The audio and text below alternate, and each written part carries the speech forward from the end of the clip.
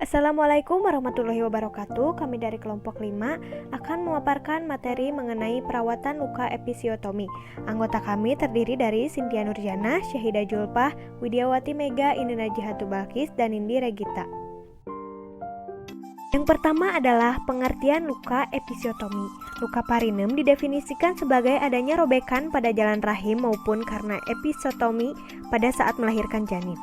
Robekan parinem terjadi secara spontan maupun robekan melalui tindakan episiotomi. Robekan parinem terjadi pada hampir semua persalinan pertama dan tidak jarang juga terjadi pada persalinan berikutnya.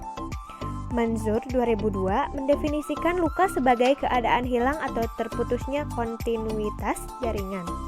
Menurut Winjo Sastro 2006, pada proses persalinan sering terjadi ruptur parinem yang disebabkan antara lain kepala janin lahir terlalu cepat, persalinan tidak dipimpin sebagaimana mestinya, riwayat jahitan parinem pada persalinan dengan distosia bahu.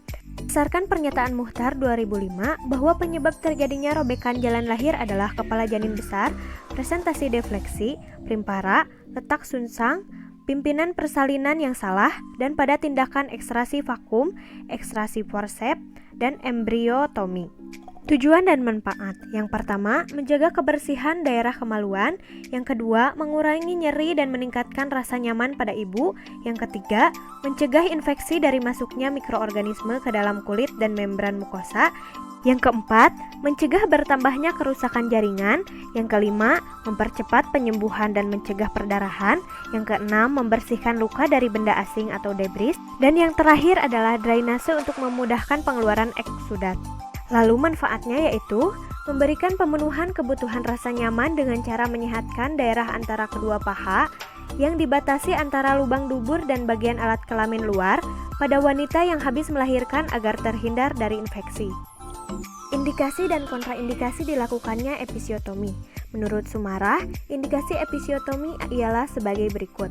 Yang pertama, untuk menolong keselamatan janin sehingga persalinan harus segera diakhiri. Yang kedua, persalinan pervaginam dengan penyulit. Misalnya, presbo, distosia bahu akan dilakukan ekstraksi forceps, ekstrasi vakum. Yang ketiga adalah jaringan parut pada parinem ataupun pada vagina. Yang keempat, parinem kaku dan pendek. Yang kelima, adanya ruptur yang membakat pada parinem. Dan yang terakhir adalah prematur untuk mengurangi tekanan pada kepala janin. Kontraindikasi episiotomi. Yang pertama, bila persalinan tidak berlangsung per vagina. Yang kedua, bila terdapat kondisi untuk terjadinya pendarahan yang banyak seperti penyakit kelainan darah maupun terdapatnya varises yang luas pada vulva dan vagina. Yang selanjutnya adalah jenis-jenis episiotomi. Yang pertama, episiotomi sayatan garis tengah. Episiotomi sayatan garis tengah adalah jenis episiotomi dengan membentuk sayatan di lubang tengah vagina, memanjang tegak lurus ke bawah menuju anus. Keuntungan jenis episiotomi ini adalah proses penyembuhannya yang lebih cepat, tidak terlalu menyakitkan, dan minim keluar darah. Selain itu, episiotomi sayatan garis tengah tidak menimbulkan nyeri jangka panjang, termasuk saat melakukan hubungan seksual.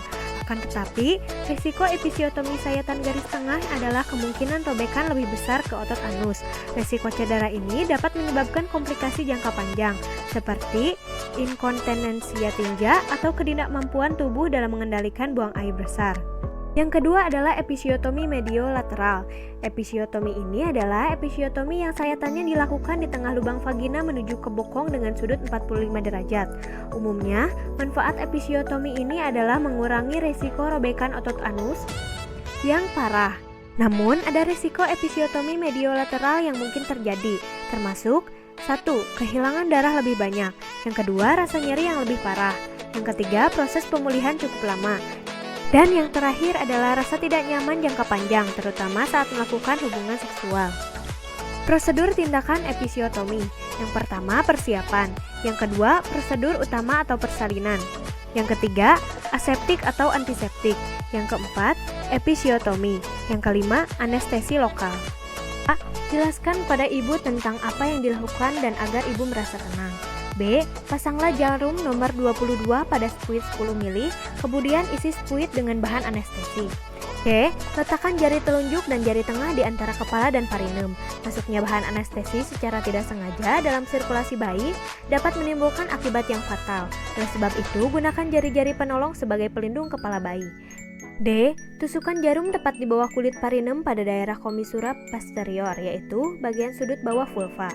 E. Arahkan jarum dengan membuat sudut 45 derajat di sebelah kiri ataupun kanan garis tengah parinem. Melakukan aspirasi untuk memastikan bahwa ujung jarum tidak memasuki pembuluh darah. Sambil menarik mundur jarum suntik, infiltrasi ikan 5-10 ml lidocaine 1%. Tunggu 1-2 menit agar efek anestesi bekerja maksimal sebelum episiotomi dilakukan. Jika kepala janin tidak segera lahir, tekan insisi episiotomi di antara his sebagai upaya untuk mengurangi perdarahan.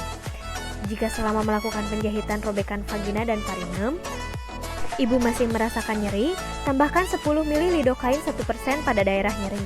Dan yang terakhir, penyuntikan sampai menarik mundur, bertujuan untuk mencegah akumulasi bahan anestesi hanya pada satu tempat dan mengurangi kemungkinan penyuntikan ke dalam pembuluh darah. Tindakan episiotomi. Yang pertama, pegang gunting yang tajam dengan satu tangan. Yang kedua, letakkan jari telunjuk dan tengah di antara kepala bayi dan parinem, searah dengan sayat encana sayatan. Yang ketiga, tunggu puncak HIS, kemudian selipkan gunting dalam keadaan terbuka antara jari telunjuk dan tengah. Yang keempat, gunting parinem dimulai dari Fonchet, komisura posterior 45 derajat ke lateral kiri atau kanan. Yang kelima, lanjutkan pimpin persalinan. Yang keenam, melahirkan bayi. Yang ketujuh, melahirkan plasenta. Yang kedelapan, menjahit luka episiotomi. Klasifikasi laserasi parinem. 1. Laserasi derajat 1 adalah robekan superfasial yang melibatkan mukosa vagina dan atau kulit perineal. 2. Laserasi derajat 2 meluas ke fasia dan otot yang melingkari vagina. Ketiga, laserasi derajat 3 meluas ke atau melalui otot sphincter ani externus. Yang terakhir, laserasi derajat 4 meluas ke arah lumen anorektal, dengan demikian meliputi kerusakan sphincter ani externus dan internus. Anjuran dalam melakukan tindakan episiotomi. Meski dulu dianggap prosedur wajib dalam persalinan, episiotomi cenderung direkomendasikan hanya pada kondisi-kondisi tertentu, yaitu janin atau fetal distress, yaitu jika bayi tidak mendapat cukup oksigen dan harus segera dikeluarkan agar terhindar dari resiko lahir dalam keadaan meninggal atau cacat. Gawat janin ditandai dengan peningkatan atau penurunan detak jantung bayi secara drastis. Lalu, melahirkan bayi besar. Melahirkan bayi dengan berat badan yang tinggi atau berukuran besar berisiko menimbulkan persalinan lama. Episiotomi akan diperlukan untuk melebarkan jalan lahir pada kondisi ini. Lalu, perlu digunakannya instrumen lain seperti forceps atau vakum untuk mengeluarkan bayi, sehingga vagina perlu dilebarkan. Lalu, posisi bayi tidak normal. Bayi dalam posisi seperti sungsang dan posisi kepala abnormal mungkin perlu dilahirkan dengan bantuan episiotomi untuk memudahkan dokter atau bidan dalam membantu proses persalinan. Yang terakhir adalah penyulit pada ibu. Jika ibu mengalami penyakit serius seperti sakit jantung sehingga proses persalinan perlu dilakukan sesingkat mungkin, atau jika ibu sudah sangat kelelahan karena telah berjam-jam mengejar. Lalu bagaimanakah cara penyembuhan luka? Yang pertama, konsumsi makanan tinggi protein. Luka persalinan ini tidak hanya yang tampak pada pandangan mata saja, namun ada juga luka yang berada di dalam rahim yang perlu diperbaiki. Seperti yang terjadi pada dinding rahim, protein akan digunakan tubuh untuk membangun jaringan tubuh yang rusak. Justru saat menghindari makanan sumber protein seperti ikan, proses penyembuhan luka bisa terhambat. Akibatnya, risiko mengalami infeksi bisa lebih besar. Protein juga berguna dalam membentuk ASI. Yang kedua adalah cukupi tubuh dengan cairan. Minum air dalam jumlah cukup tak akan mempengaruhi luka yang tidak kering-kering. Justru, setelah melahirkan buang air kecil lancar. Dan sering membersihkan vagina dengan baik, maka luka jahitan di sekitar bisa segera pulih. Tiga, yaitu mengkonsumsi makanan tinggi serat. Buah dan sayur adalah sumber serat yang cukup tinggi. Serat ini sangat dibutuhkan ibu pasca melahirkan untuk memperlancar buang air besar. Lalu yang terakhir adalah konsumsi makanan tinggi energi. Setelah melahirkan, mama tetap harus kuat.